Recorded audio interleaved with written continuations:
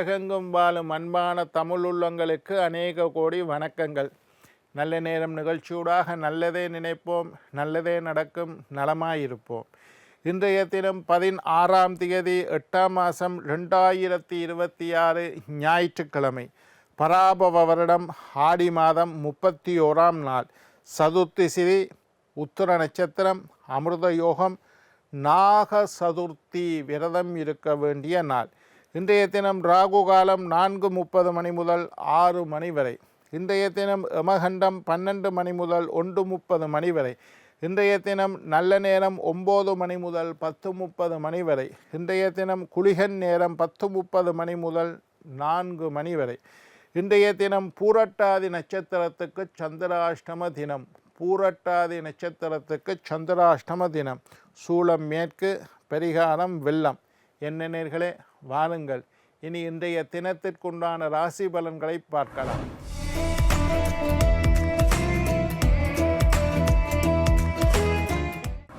மேஷம் பொறாமை, ரிஷபம் பயம், மிதுனம் ஆதரவு, கடகம் எதிர்ப்பு, சிம்மம் தடங்கல், கன்னி ஆதாயம், துலாம் சாதனை, விருச்சிகம் பக்தி, தனுசு பரிவு, மகரம் லாபம், கும்பம் மறதி, மீனம் நன்மை. ஆன்மீக தகவல் பகுதியில் தொடர்ந்து உங்களை சந்தித்து வருவதில் மட்டற்ற மகிழ்ச்சி அடைகின்றேன்.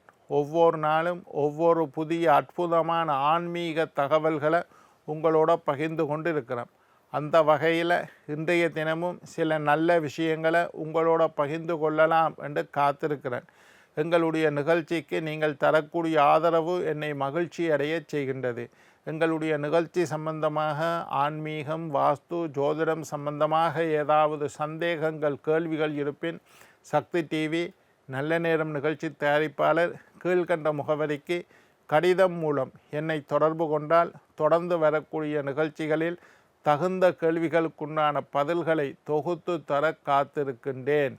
இன்றைக்கு நாக சதுர்த்தி, அதை பற்றி பார்க்க போகிறோம். இன்றைய தினம் நாக சதுர்த்தி விரதம். அதென்னடா நாக சதுர்த்தி என்றா என்ன என்பதைத்தான் இன்றைக்கு பார்க்க போகிறோம்.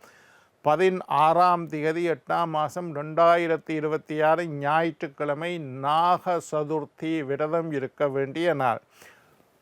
நாகதோஷம் நீங்க வேண்டும் என்று நினைக்கக்கூடியவர்களுக்கு ஒரு அற்புதமான நாள் இன்றைய தினம் நாக சதுர்த்தி.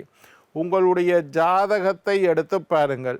ஜாதகத்தில் 1ல் ராகு இருந்தால், 2ல் ராகு இருந்தால், 7ல் ராகு இருந்தால், 8ல் ராகு இருந்தால், 5ல் ராகு இருந்தால் உங்களுக்கு நாகதோஷம் உண்டு. இதே இடங்களில் கேது இருந்தால், லக்னத்தில் கேது இருக்கா, நாகதோஷம் இருக்குது. 2வது வீட்டில் கேது இருக்கா, நாகதோஷம் இருக்குது. 7வது வீட்டில் கேது இருக்கா, நாகதோஷம் இருக்குது.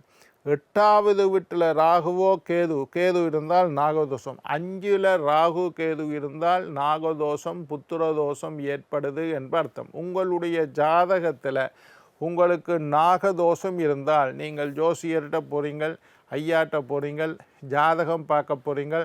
அப்போ உங்களுடைய ஜாதகத்தை ஆராய்ந்து பார்த்தவர் உனக்கு நாகதோஷம் உண்டு என்று சொல்லிவிட்டால் நீங்கள் எல்லோரும் நாக சதுர்த்தி தினமாகிய இன்றைய தினம் இறைவனை விநாயகரை வழிபட்டால், பாம்பு புற்றுக்களை வழிபட்டால், நாக தேவதைகளை வழிபட்டால், பாம்பு சிலைகளை வழிபட்டால் நாகதோஷம் உங்களுக்கு முழுமையாக நீங்கும்.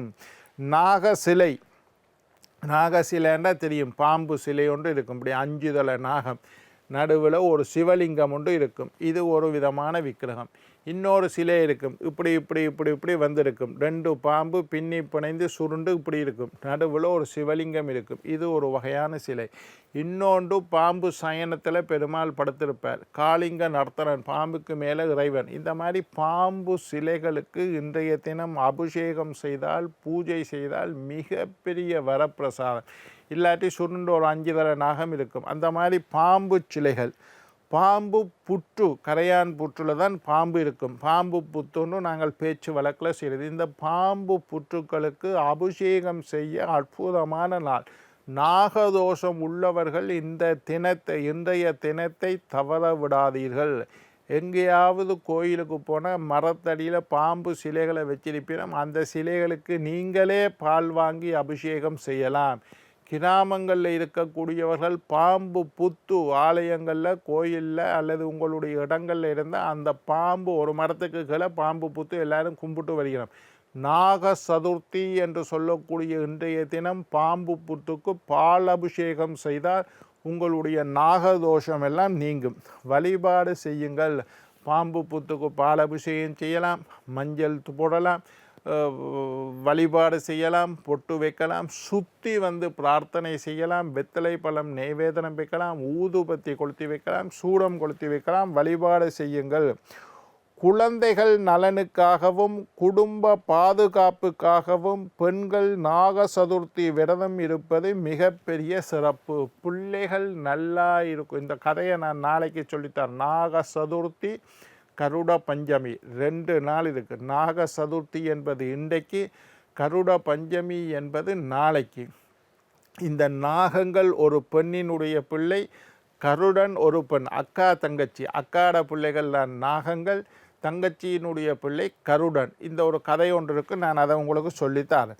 இந்த குடும்ப குழந்தைகள் நலனுக்காக பிள்ளைகள் நல்லா இருக்கணும்னு நினைச்சிங்கள்டா, பிள்ளைகள் படிக்கணும், பிள்ளைகளுக்கு ஆயுள் இருக்கணும், பிள்ளைகள் ஆரோக்கியமாக இருக்கணும், பிள்ளைகள் வீடு வாகன யோகத்துடன் இருக்க வேண்டும், பிள்ளைகளுக்கு நல்ல இடத்துல திருமணம் நடக்கணும், அவர்களுக்கும் பிள்ளைகள் உண்டாகி பேர பிள்ளைகள் வரணும்னு நினைக்கக்கூடிய தாய்மார்கள் எல்லாம் உங்களுடைய குழந்தைகளின் நலனுக்காக இந்த நாக சதுர்த்தி விரதம் இருக்கலாம்.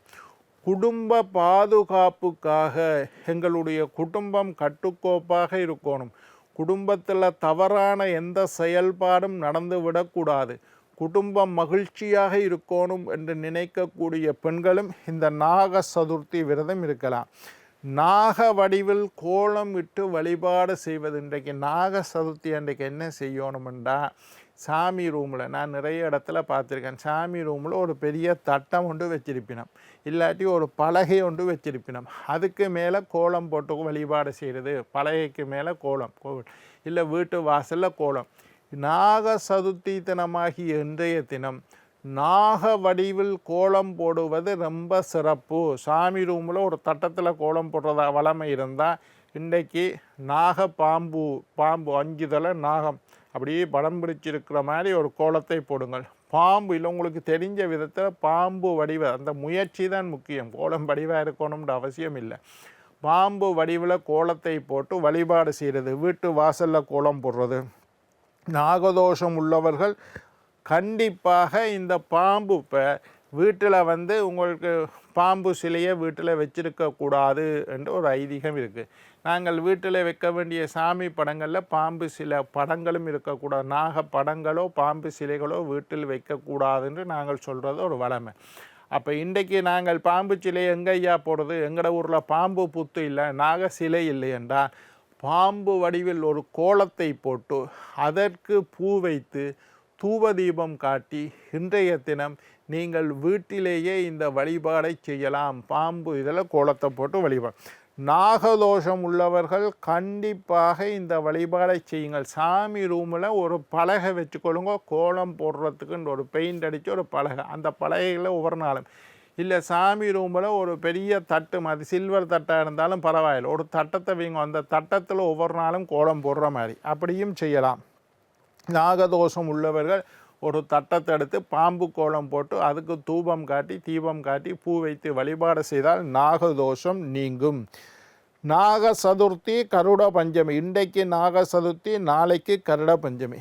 குழந்தை பாக்கியம் இல்லாதவர்கள், புத்திர தோஷம் உள்ளவர்கள், நான் சொல்லியிருக்கேன் புத்திர ஸ்தானம்னு சொல்லக்கூடிய 5வது வீட்டில் ராகு இருந்தாலோ 5வது வீட்டில் கேது இருந்தாலோ புத்திர தோஷத்தினால் குழந்தை பாக்கியத்தில் தடை என்பதை ஆழமாக உணர்ந்து கொள்ளுங்கள்.